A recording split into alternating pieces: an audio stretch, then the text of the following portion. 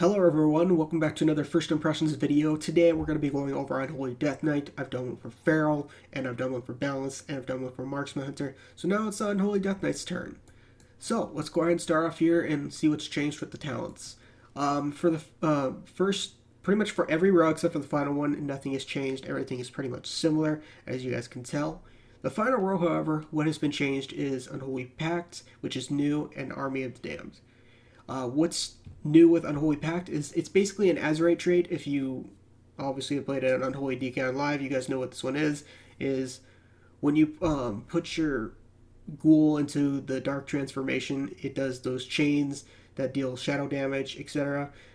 Basically what they did is they made it into a talent, and also while active, your strength is increased by 8%, and that is basically how this talent is. It's the same as BFA, basically. They just turned it into a talent. Army of the Damned is kind of newish. The only thing they really added to this is the fact that when you use Apocalypse or Army of the Dead, it summons one of those Magnus. If you guys know, it was a trait in BFA, so it's basically baked into that.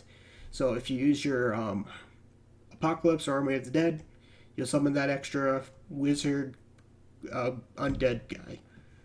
And that's pretty much it for the new talents for Unholy. Honor talents, the only thing that's changed, as far as I see, is Dome of the Ancient Shadow, because Anti-Magic Zone is now officially a baseline spell, so they changed it to basically increasing the spell damage reduction of your Anti-Magic Zone by 60%. Wow, thanks. That actually scared me, I'm not gonna lie. Okay, and yeah, so let's go ahead and move on to the spells and see what you get as Unholy. I did pick the Necrolord Covenant, so I might as well show you guys what that Covenant abilities are first. So here is one of the abilities that you get. This is not the class ability, this is the one that everybody gets if you pick this Covenant. It is called Fleshcraft.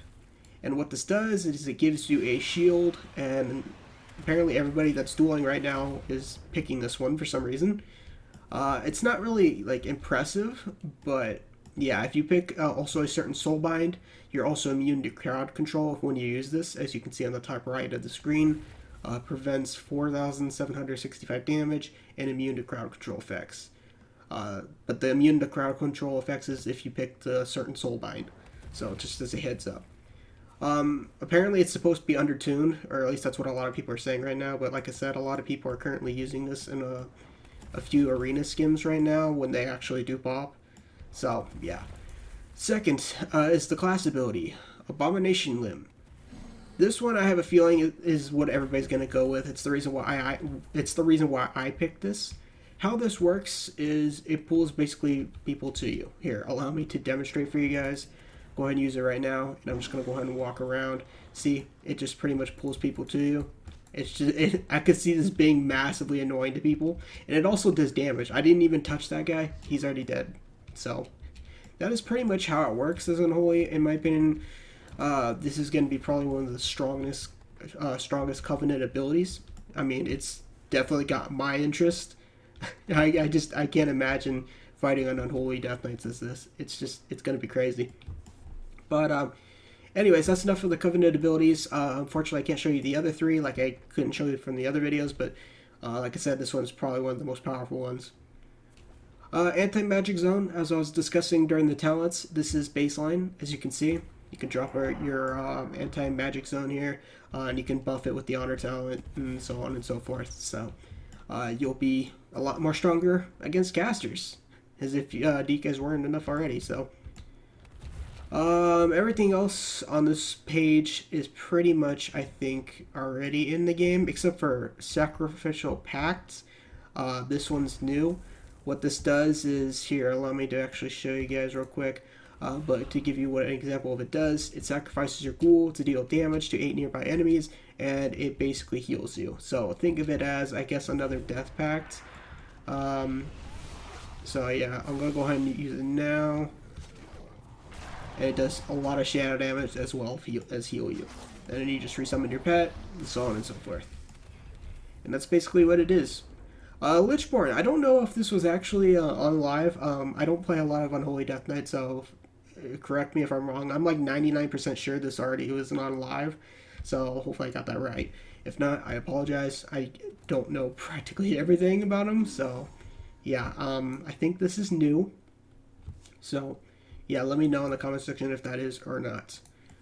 All right, so now we're going on into what Unholy DKs get specifically. Apocalypse is obviously not new. Army of the Dead is new, etc., etc. Summon Gargoyle. That one is newish. It was a talent, but now you get it baseline. So you now have an extra cooldown to pretty much just burst people. And that looks like that's actually it. So just as a refresher, for anybody wondering, so baseline Summon Gargoyle, that's new. Anti-Magic Zone baseline, new. Lichborn, I think is new. Sacrificial Pact is new. And then talent-wise, newish, Army of the Damned, which gives you the Magnus when you pop your Apocalypse or Army of the Dead. And Unholy Pact, which is completely new. I mean, it's a talent now instead of a trait. And then Covenant abilities, which I can only show you this one, is Fleshcraft, which gives you a shield. And depending on the Soulbind, you can be immune to crowd control. And then Abomination Limb, which basically brings people to you. So, as you can see right there. And yeah, that's pretty much Unholy Death Knight. Let me see if I can summon that Magnus real quick so I can show you guys that. There we go. And then summon Gargoyle. And yeah, guys, that's Unholy Death Knight for you. That's pretty much it for this video. Let me know what your guys' thoughts are on Unholy. Honestly, Unholy was looking impressive. You guys know I don't really play too much Unholy. I prefer Frost, but Unholy is actually looking pretty dang interesting in Shadowlands.